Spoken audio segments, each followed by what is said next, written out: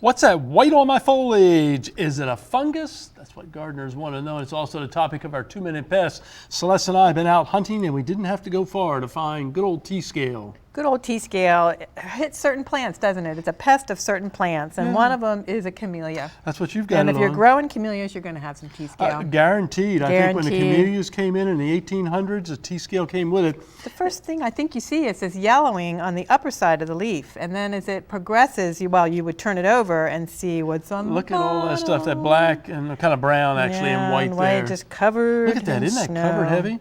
I think they call it T-scale because it was probably on T originally, and camellia, T is a type of camellia, or was at one time.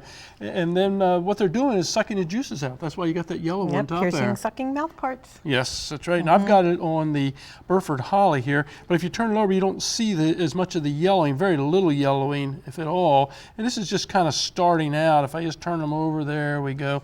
You can see some white right down where my hands happen to be. Same thing, T-scale. And that's what's happening. It's a key pest of this plant, too. It is. It's a major pest of the plant. And here's what I find, Celeste. I find that if the plant is sheltered in some way, even with the camellias, you're more likely to have this. On the lower growth, too, and it stays wetter, maybe longer, or it's protected. Or it's protected in some way. That's correct. Now, what are we going to do? I mean, when it's this heavy, what are you going to do? Well, when it's this heavy, I usually first try the most safe thing. So I use the horticultural oils, and they do a good job on scale insects. But you have to get good coverage. And sometimes on a plant that's dense, it's hard to get good coverage. Getting underneath that plant means spraying it up under. You can't turn the plant upside down. I wish. So you have to go through and spray the underside. Yeah, they also have some new systemic insecticides that you can put in the ground. See if they say scale on the label. And they work good. They work good. Makes it a lot easier on you and me too. So if you see anything that's kind of white on the underside or that yellowing on top and white on the bottom,